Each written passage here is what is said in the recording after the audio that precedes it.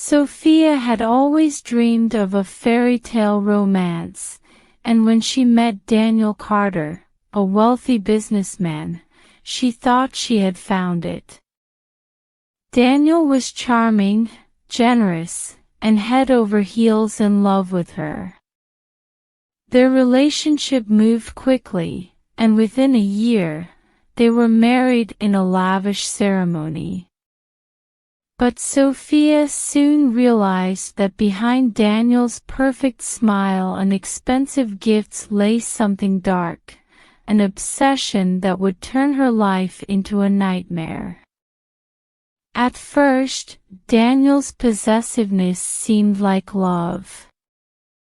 He would always call to check on her, surprise her with extravagant gifts, and make sure she had everything she needed.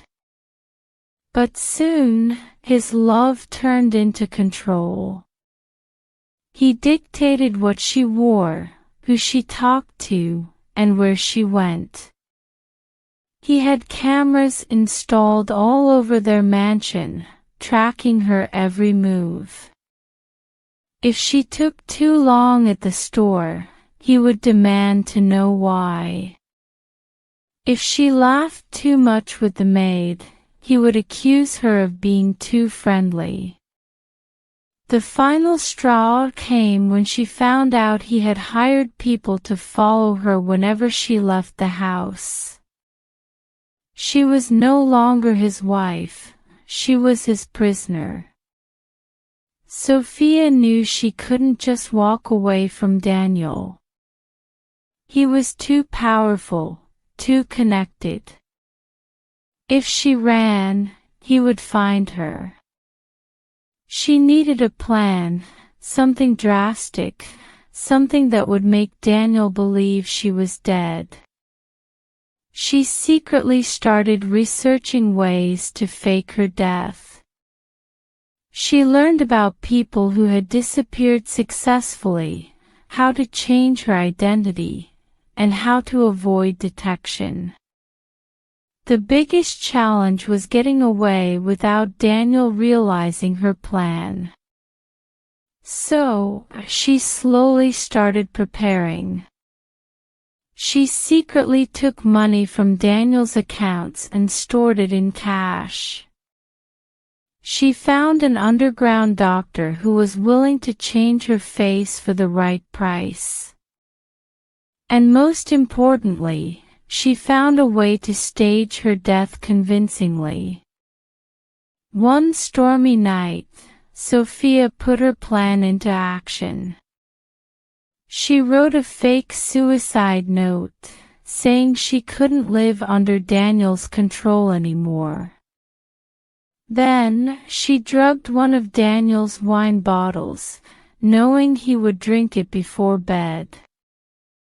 Once he was asleep, she took her prepared blood packets, collected over weeks using small cuts, and splattered them on the bathroom floor.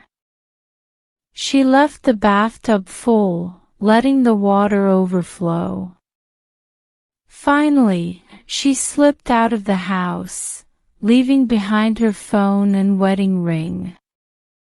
In the morning, the maid found the gruesome scene and screamed for help. Daniel woke up to chaos. The police were called, and after hours of searching, they concluded Sophia had taken her own life. Her body, they assumed, had been swept away in the storm drain near their estate. Daniel was devastated. He wept for days, breaking down in public, and the world pitied the grieving billionaire who had lost his wife. While Daniel mourned, Sophia was undergoing surgery in a small, hidden clinic far from the city.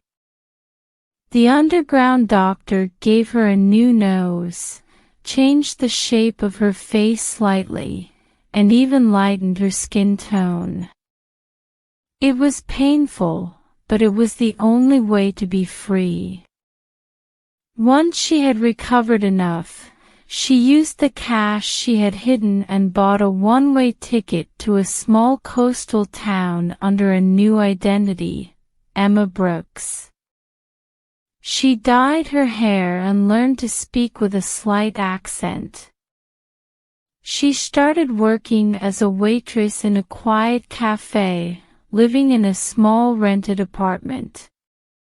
For the first time in years, she felt free. Back at home, Daniel tried to move on, but something didn't feel right. He hired investigators to keep looking for her body, but they never found it. He read her suicide note over and over, and something seemed off. Daniel was not a man who accepted loss easily. He became obsessed with the idea that Sophia was alive. He started searching for women who resembled her.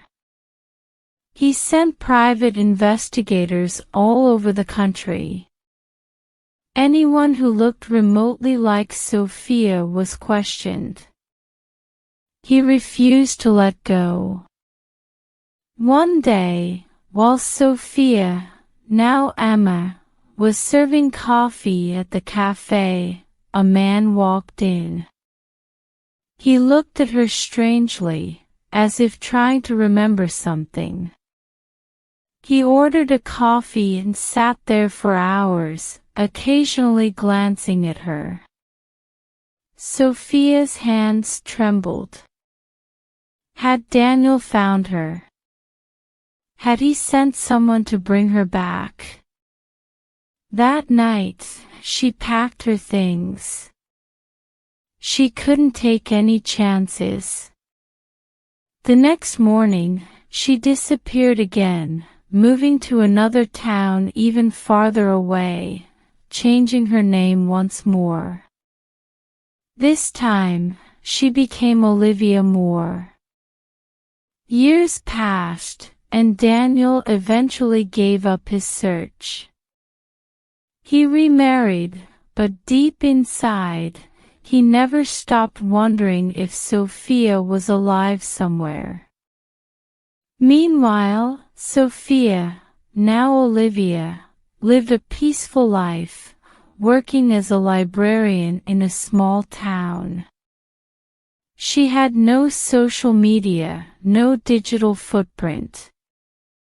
She kept to herself, always looking over her shoulder but finally feeling safe.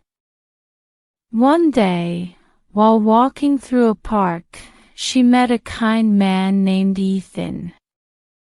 He was nothing like Daniel, gentle, understanding, and respectful. Slowly, she allowed herself to trust again. They fell in love, and for the first time in her life, she felt truly happy. Though she would always carry the scars of her past, she had won. She had escaped.